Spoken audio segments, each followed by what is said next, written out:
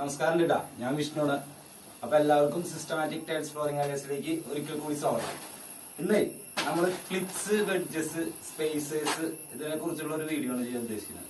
എന്താണ് ക്ലിപ്സ്, എന്താണ് wedges, spacer എന്തിനാണ് യൂസ് ചെയ്യണേ, അതായത് ക്ലിപ്സും വെഡ്ജസും വെച്ച് അല്ലെങ്കിൽ സ്പേസർ ചെയ്തൊരു ടൈൽ ചെയ്യുമ്പോൾ ഉണ്ടാവുന്ന അതിന്റെ ഗുണം, അതിന്റെ ആവശ്യകതയെ കുറിച്ച് സംസാരിക്കലാണ് ഇന്ന് നമ്മുടെ വീഡിയോ ആയിട്ട് ഉദ്ദേശിക്കുന്നത്. അപ്പോൾ ഇതാണ് വെഡ്ജസ്, അതിന്റെ ചെറിയ ക്ലിപ്സും ചെറിയ വെഡ്ജസും. ഇത് നമ്മളത് ഉപയോഗിക്കുന്ന പ്ലെയറാണ്. ഇത് ഞാൻ തുറന്ന് കാണിച്ചു തരാം. ഇത് സ്പേസർ, ഇത് 3mm സ്പേസറാണ്. ഇത് ഒരു 4mm സ്പേസറാണ്. ഇത് റീയൂസബിൾ ക്ലിപ്സ് ആൻഡ് വെഡ്ജസ്. ഇത് നമുക്ക് ഒരു പ്രാവശ്യമല്ല പിന്നെ ഉപയോഗിക്കാം. ഇതൊക്കെ നമുക്ക് ഒരേ പ്രാവശ്യം ഉപയോഗിക്കാൻ പറ്റുള്ളൂ. ഒരു പ്രാവശ്യം ഉപയോഗിച്ച് കഴിഞ്ഞാൽ ഇത് കളയേണ്ടി വരും, പിന്നെ നമുക്ക് ഉപയോഗിക്കാൻ പറ്റില്ല. ഇതെങ്ങനെ ഉപയോഗിക്കേണ്ടതെന്നൊക്കെ ഞാൻ കറക്റ്റായിട്ട് നിങ്ങൾക്ക് കാണിച്ചു തരാം. ഇതെങ്ങനെ ഒരു പ്രാവശ്യം ഉപയോഗിച്ച് കഴിഞ്ഞാൽ മാറ്റണം എന്നുള്ളതൊക്കെ ഞാൻ കാണിച്ചു തരാം. അതുപോലെ റീയൂസബിളും എങ്ങനെ ഉപയോഗിക്കുക അതൊക്കെ ഞാൻ കാണിച്ചു തരാം. ഇത് ഉപയോഗിക്കുമ്പോൾ നമുക്ക് വർക്കിലുണ്ടാവുന്ന ലാഭം എന്താണെന്ന് കാണിച്ചു തരാം. ഇതാണ് ക്ലിപ്സിന്റെ പാക്കറ്റ്. ഇതിൽ 100 എണ്ണം ഉണ്ടാവും. ഇതിന്റെ വില ഒരു ആവറേജ് 400 രൂപയാണ് ഇപ്പോൾ നമ്മുടെ ഇന്ത്യൻ മാർക്കറ്റിലുള്ളത്. ഇതാണ് ക്ലിപ്സ്. ഇത് അടിയിൽ ടൈൽസിനെ അടിയിലേക്ക് ഗം ചെയ്തതിനു ശേഷം വെച്ച് കൊടുത്തിട്ട് 2 ടൈൽസിന്റെ അടിയിൽ വെച്ചിട്ട് ഈ വെഡ്ജസ് വെച്ചിട്ട് ലോക്ക് ചെയ്തിട്ട് ടൈൽസിനെ ഈക്വൽ ആക്കുന്ന. ഈ ക്ലിപ്സിൽ വേറെ ഇതെന്ന് പറഞ്ഞാൽ നമുക്ക് ഇതുപോലുള്ള സ്പേസർ ഇതിന്റെ ഇടയിൽ ഇട്ട് കറക്റ്റ് 3mm സ്പേസറാണെങ്കിൽ 3mm ഇടാം. പക്ഷെ ഈ സ്പേസറിന്റെ അളവെന്ന്, ഈ ക്ലിപ്സിന്റെ അളവെന്ന് പറഞ്ഞു കഴിഞ്ഞാൽ 3mm ആണ്. അപ്പൊ നമുക്ക് ഈ ഇതുപോലുള്ള സ്പേസർ, പ്ലാസ്റ്റിക് ഇതുപോലുള്ള സ്പേസറിന് ഒഴിവാക്കിയിട്ട് ഇത് കറക്റ്റ് ആയിട്ട് ഈ തിക്കനസ് എന്ന് പറഞ്ഞാൽ 3mm ആണ്. ഈ 3mm സ്പേസറിന് നമുക്ക് ഉപയോഗിച്ച് പോകാം. ഇത് മാർക്കറ്റിൽ 2mm, 3mm, 4mm, 5mm, അങ്ങനെ 8mm, അങ്ങനെ 10mm വരെ അവൈലബിൾ ആണ്. പക്ഷെ ഇന്ത്യൻ മാർക്കറ്റിലൊക്കെ കൂടിക്കഴിഞ്ഞ ഒരു 5mm ഒക്കെയാണ് നമ്മൾ കൂടുതലും ഈ സ്പേസർ ചെയ്യാൻ ഉപയോഗിക്കുന്ന ഗ്യാപ്പ്.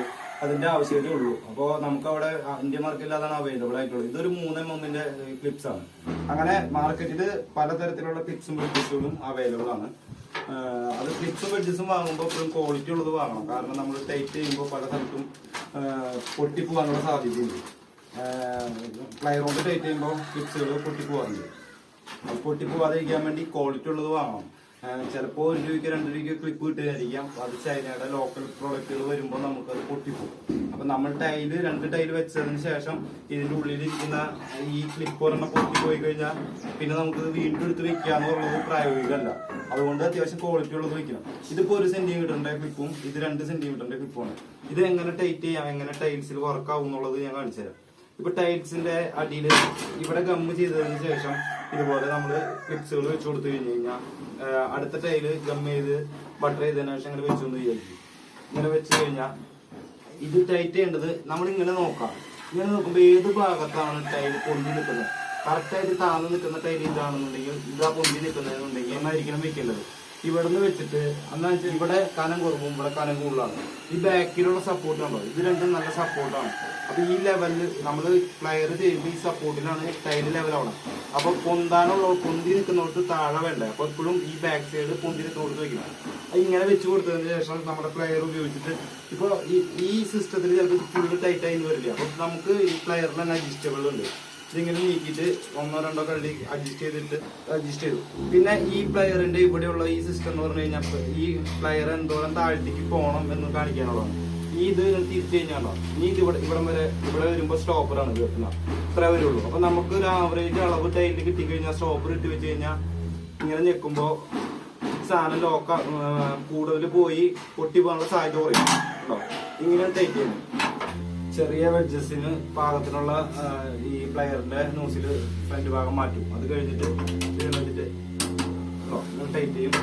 അത് അങ്ങനെ ടൈറ്റ് ചെയ്തതിനു ശേഷം ഇതിന്റെ അടിയിൽ, ഈ ടൈലിന്റെ അടിയിൽ ഈ ക്ലിപ്സ് എങ്ങനെയാണ് വർക്ക് ചെയ്യണേ എന്നുള്ളതാണ് നമുക്ക് അടുത്ത് കാണേണ്ടത്. അപ്പൊ ഇതിപ്പോ ക്ലിപ്പ് ഇട്ട് ലോക്ക് ചെയ്തോണ്ടാ. ക്ലിപ്പ് ഇട്ട് ലോക്ക് ചെയ്തതിനു ശേഷം കണ്ടോ ടൈല് ഇങ്ങനെയായിരിക്കും നിൽക്കണ്ടാവുക.